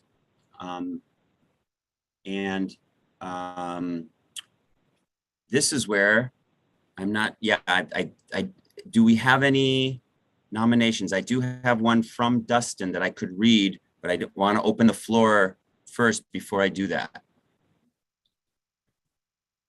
Is Dustin nominating himself for chair? So maybe I'll just read it, right? Because he was anticipating not being here. So it is to the independent citizens. Yes, please. I believe Commissioner Witches's instructions were that it would be read were he to be nominated. Were he to be nominated. Thank you very much. You're welcome. I appreciate that, Commissioner. Yes. Commissioner Eid. I'll nominate Commissioner Witches to the chair position. Thank you, Commissioner Eid. Okay, Commissioner. Okay. I'll read this then. Fellow commissioners, thank you for nominating me to elevate from the position of vice chair to chairman of the Michigan Independent Citizens Redistricting Commission for the next 6 months. I know this is a strange way to accept a nomination, but here we are. I'm going to make this short and sweet and not rehash the same things I have been saying the last few times that I ran for the position of chair or vice chair. At this point, I believe all you truly know me as a commissioner, what strengths and weaknesses I have, and how I handle running meetings, as I have done so in the past, putting the focus on efficiency and fairness to all fellow members of this commission. This has been done on both the subcommittee level as well as meetings with the body as a whole. I'm going to take a different approach today and put the decision without my vote, as I am absent, in the hands of the 12 of you today. Currently, I am on the start of a new career path, which puts me in a 24/7 position of being on call. I could be called for work at any stroke of the bell on a clock, followed by a work shift of up to 12 hours. I may be present for all, some, or none of the future meetings. This is solely due to the fact that we are only meeting once a month at this particular point. If we had to start working at more of a regular interval, which is probable given the November election, the meetings I would attend would go up based on probability alone. Traditionally, we as commission have elevated vice chair person to chair. I do hope that we continue that trend for the sake of consistency. However, the commission does indeed speak with one voice, a tenet that I have held dear in everything we have done and will continue to do in the future. On the days that I am absent, you all have my pledge that I will continue to stay up to date and work as hard as I have been in the background on all needed items that the commission or the public deem necessary. Thank you, Dustin Witches. Commissioner Lett. I nominate Cynthia Orton. Commissioner Orton. Thank you for that nomination, but I would decline at this time. That's not an option. I'm noting for the record. It is an option. Noting for the record that Commissioner Lang has left the meeting. Thank you, Secretary. Commissioner Zatella. I would love to support Dustin Witches as our chair, and I would also love to support Cynthia Orton as our vice chair. And I do hope that when we get to that point, you will consider that if you aren't interested in the chair position. All right, we are currently, we have one nomination for Dustin Witches from Commissioner Ede, and I have read that. Do we have any other nominations for chair at this point? I move the nominations be closed. Second by Commissioner Weiss. I guess we have to vote on that. All in favor of closing the nominations, raise your hand and say aye. Aye. Aye. All opposed, raise your hand. All opposed, raise your hand and say nay. All right. Then I guess it's formally vote on one nomination for chair. That would be Dustin Witches. All in favor of voting Dustin to become the chair for the next 6 months, please raise your hand and say aye. Aye. Aye. Aye. Thank you. All opposed, raise your hand and say nay. Nay. All right, that's one nay recorded. All righty, so we are at this point doing vice chair. Any nominations for the vice chair position? Commissioner Zatella. I nominate Commissioner Orton if she is so willing. Commissioner Orton. Just do it. Okay. You know you want to. I'll accept the nomination, but I would like to nominate Commissioner Doug Clark. Okay, one commissioner accepted. Commissioner Clark, have you accepted? Yeah, I will accept it, yes. Very good. All right. We have two positions, one position, two nominations. Any other nominations for vice chair? I move the nominations be closed. And Commissioner Weiss is seconding that motion. All in favor of closing the nominations, please raise your hand and say aye. Aye. Aye. Aye. All opposed, raise your hand and say nay. All right, we have two candidates. Would either of you like to say anything?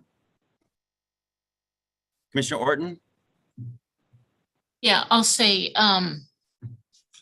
while I was interested in the last round, at this point, I would serve if it's needed for the commission, but my support is behind Commissioner Clark. I think that he is in a better position to serve as vice chair at this time. Thank you, Commissioner Orton. Commissioner Clark, do you want to speak? Just for a minute. Yeah, I think all of you have known myself and my work for the last 2 years.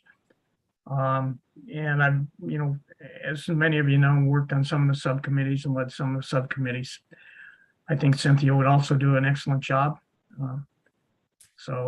Wish her the best of luck on it.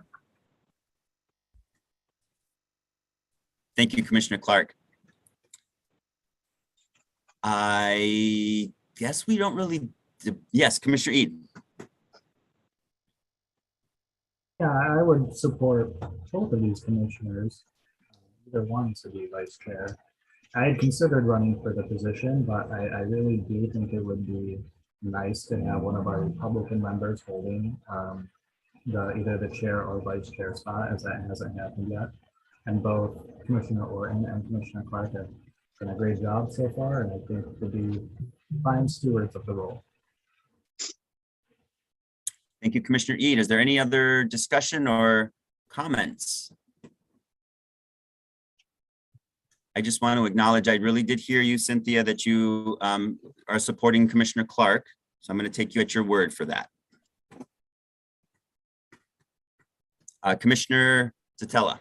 Yeah, we're just running out of time. I know we need to stop at noon. So I would recommend that we take a roll call vote with the commissioner stating the name of their preferred candidate. Thank you for that suggestion. Secretary Reinhardt, would you help? I shouldn't say secretary, sorry. Ms. Reinhardt, will you help us, please? Absolutely, Mr. Chair. Commissioners, please vote for your preferred candidate by stating the name of your preferred candidate when I call on you. I will call on commissioners in alphabetical order, starting with MC Rothhorn. Commissioner Clark. Rebecca Satella. Commissioner Orton. Janice Follett. Commissioner Clark. Aaron Wagner. Commissioner Orton. Richard Weiss. Commissioner Clark. Doug Clark. Commissioner Clark. Juanita Curry, Commissioner Clark, Anthony Ede, Commissioner Clark. Brittany Kellum, Commissioner Orton. Steve Lett, Since Cynthia has deferred to Commissioner Clark, I'll vote for Commissioner Clark. Cynthia Orton. Commissioner Clark. With 8 votes for Commissioner Clark and 3 votes for Commissioner Orton, Commissioner Clark is the new vice chair. Thank you all. Thank you all. And we are at 11:59. I have a question of, do we have a hard stop at noon or how are we? Yeah. I'm going to ask Commissioner Director Woods, please, to help answer that. We do have to pay ASL past noon, just so we're clear with regards to that. I know we have some items that do not require voting, and so we could just post it on the website. If you're, and that's going to be my suggestion to respect everybody's time, all the people that have, behind the scenes. I'm going to suggest that we do postpone items 7 through 13 on our agenda. And I'm going to suggest we jump to item 14 unless there is any objection. Hearing no objection, I will ask for a motion to adjourn. So moved. so second. Yes, Commissioner Letton, and lots of seconds. All in favor, please raise your hand of adjournment. Please raise your hand and say aye. Aye. Aye. All opposed, please raise your hand and say nay.